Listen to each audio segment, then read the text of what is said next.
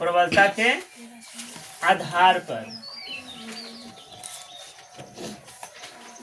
देखो, आज सभी को गुड मॉर्निंग मेरी तरफ से, बच्चों को और हार्दिक शुभकामनाएं सुबह का।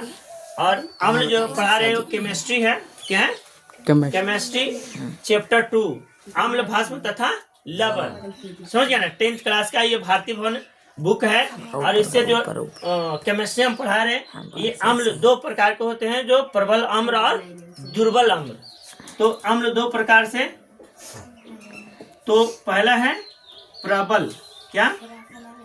प्रबल अम्ल।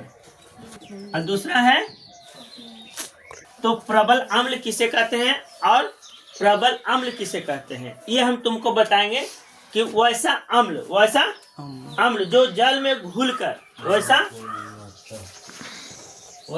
अम्ल जो जल में घुल कर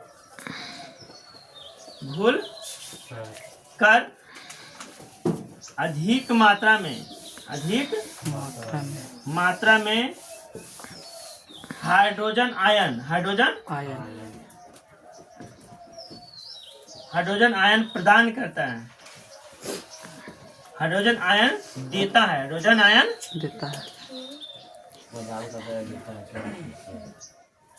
आयन देता है या प्रदान करता है, कोई बात नहीं, देता है, उसे क्या कहते हैं बाबू? उसे प्रबल अम्ल कहते हैं। क्या कहते हैं? अम्ल कहते हैं। जैसे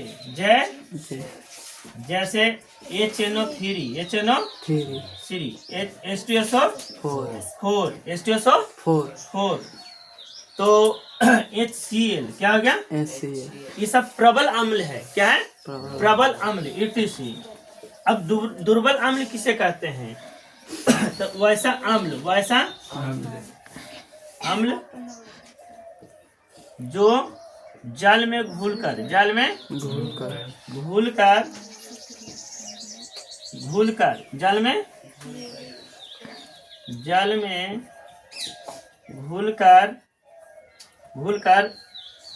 बहुत कम मात्रा में हाइड्रोजन आयन देता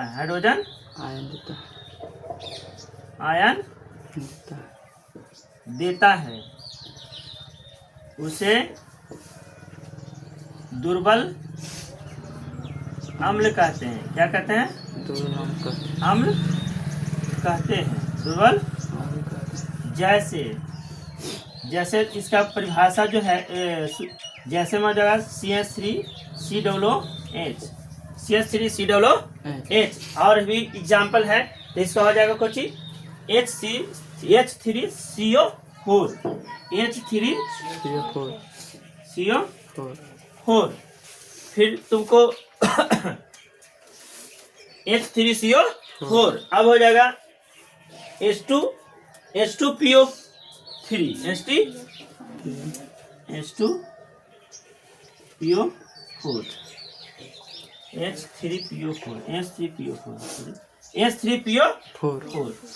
ये जो है तुम्हारा दुर्बल अम्ल है। वैसा अम्ल जो जल में घुलकर बहुत कम मात्रा में हाइड्रोजन आयन देता है। और इसमें क्या है? प्रबल अम्ल में, तो वैसा अम्ल जो जल में घुलकर अधिक मात्रा में हाइड्रोजन आयन देता है, उसे क्या कहते हैं? प्रबल अम्ल कहते हैं। क्या कहते हैं? हाँ, जैसे HNO3 H2SO4 HCl। समझ गया? तो इसको लिखो, आगे नेक्स्ट बताते हैं। के भास्म जो है दो प्रकार के होते हैं, जैसे प्रबलता के आधार पर, वैसे ही प्रबलता के आधार पर जो भास्म होता है, तो इसमें भी दो होते हैं, प्रबल भास्म और दुर्बल भास्म। तो इसका परिभाषा क्या हो जाएगी? वैसा अम्ल जो जल में घुलकर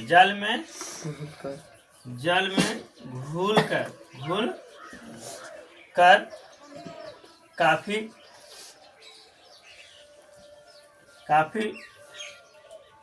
मात्रा में हाइड्रोक्साइड हाइड्रोक्साइड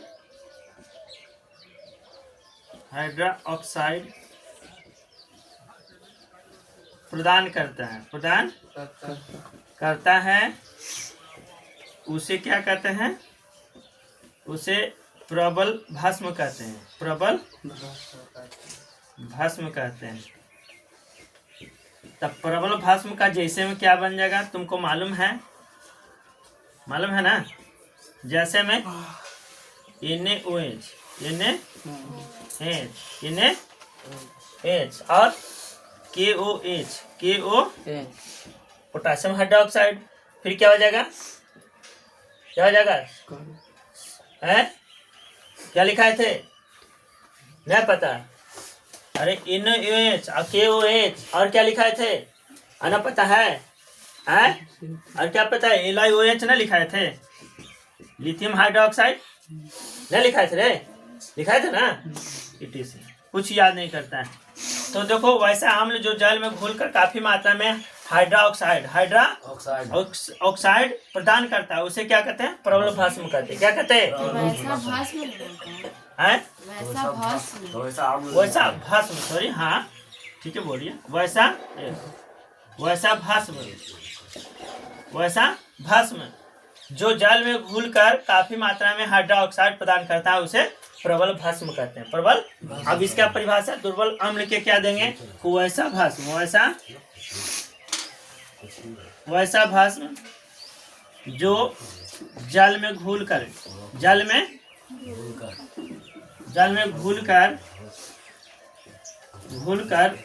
काफी कम मात्रा में हाइड्रोक्साइड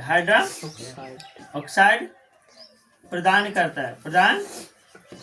करता है उसे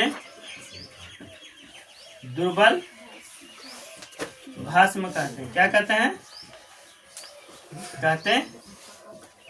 जैसे दुर्बल भस्म में तुमको बताए होंगे, जैसे CaOH2 बताए थे ना? अच्छा ये क्या हो गया? BaOH2 और क्या बताए थे? MgOH2 और क्या बताए थे? NH4OH। ये हो गया दुर्बल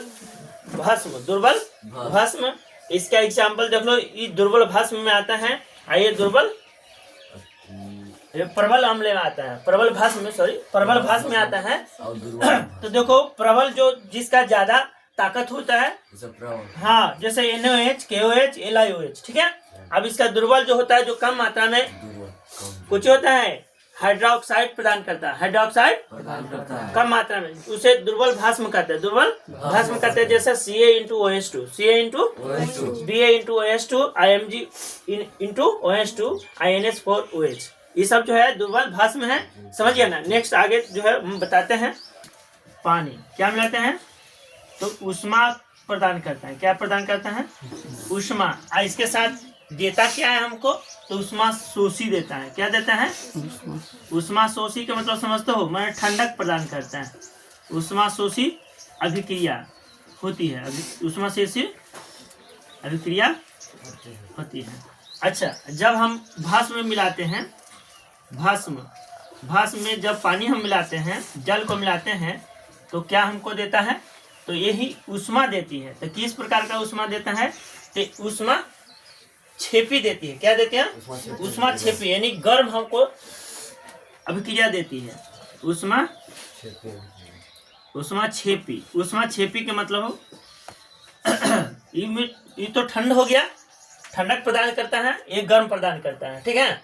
जैसे चूना में मिलाएंगे पानी तो क्या प्रदान होगा? गर्म महसूस होता है, अंगुली डाल सकते हो उसमें, जला देता है ना। उसी प्रकार से जैसे हम आम्ल हो गया बाबू, जैसे हम डाल दे कच्ची इनो में डाल दे, हाथ डालेंगे तो कुछ होगा?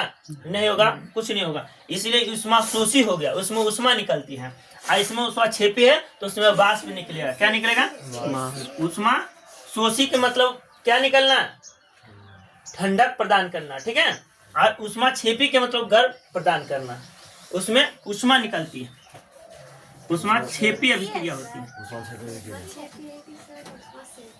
ऊष्मा शोषी अभिक्रिया, ऊष्माक्षेपी छेपी अभिक्रिया, ठीक है। तो ये चीज है। अब हम बताते हैं अम्ल जो है सांद्रता के आधार पर अम्ल दो ही प्रकार के होते हैं। तो दो प्रकार के कौन होते हैं? तो एक क्या बोलते हैं उसको? तनु अम्ल। क्या बोलते हैं? तनु अम्ल। तनु अम्ल आए वो सांद्र अम्ल, ठीक है। अब इसका परिभाषा हम देंगे कि तनु अम्ल किसे कहते हैं। तो ऐसा अम्ल जिसमें अम्ल की मात्रा कम हो, अब जल की मात्रा अधिक हो, समझ गया ये? तो अब तनु अम्ल किसे कहते हैं, परिभाषा तो खुद से जान जाएगा। तनु अम्ल वैसा अम्ल जिसमें अम्ल की मात्रा कम हो, और जल की मात्रा अधिक हो, उसे क्या कहते हैं? तनु अम्ल कहते हैं। जैसे तुमको चित्र बना के दिखा देते हैं, परिभाषा भी इसको हम देंगे। जैसे इसमें हम मिला दिए, देखो बाबू, इमली अम्ल की जो मात्रा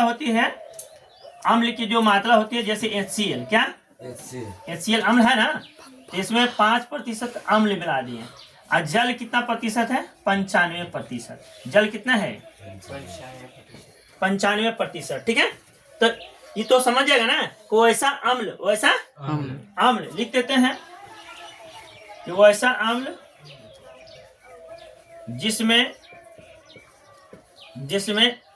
अम्ल की मात्रा कम तथा जल की मात्रा अधिक हो। क्या हो? अधिक हो, उसे क्या कहते हैं? तनु अम्ल कहते हैं। क्या कहते हैं? तनु अम्ल कहते हैं। ये समझ गया बाबू? ये समझ गया? अरे समझ गया। जैसे एक पानी लेता है तुम बाबू, तो उसमें पानी लेता है तो नींबू कितना भर पे डाल देता है, पूरा का पूरा नींबू कि 2 बूंद 4 बूंद डालता है ना, तो 5% हम डालते हैं, 4 बूंद या 5 बूंद डालते हैं, यानी 5%। और जल की मात्रा अधिक होती है, पूरा गिलास भरा रहता है तो हम उसमें डालते हैं 95% जल और 5% नींबू डालते हैं ना, तो वो तनु अम्ल हो गया। कहने का मतलब वो ऐसा अम्ल जिसमें अम्ल की मात्रा कम तथा जल की मात्रा अधिक हो, उसे क्या कहते हैं? तनु अम्ल कहते हैं, ठीक है। अब बताते हैं तुमको सांद्र अम्ल। क्या कहते हैं? तो सांद्र अम्ल में क्या कहता है? वैसा अम्ल जिसमें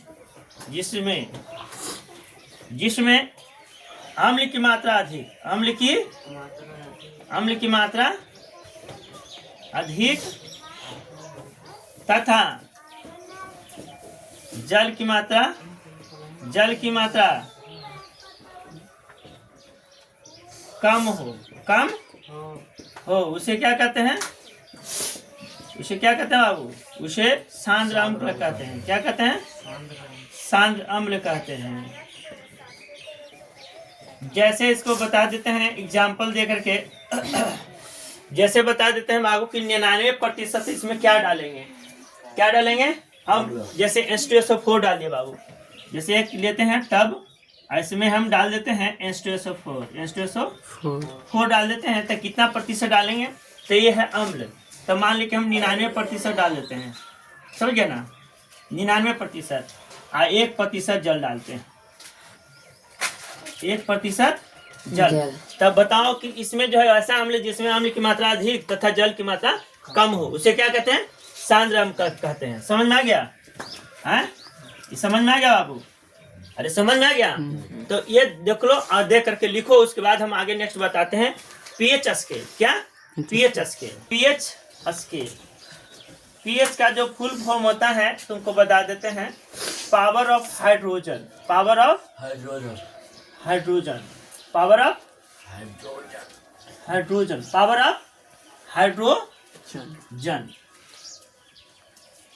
ऑफ हाइड्रोजन जिसे कहते हैं, या इसे कहते हैं potential of hydrogen, potential of hydrogen. अब इसका हम आविष्कार भी बताएंगे। हाइड्रोजन। अब पीएच स्केल का जो आविष्कारक है वो है सोरेनसन है। कौन है? सोरेनसन।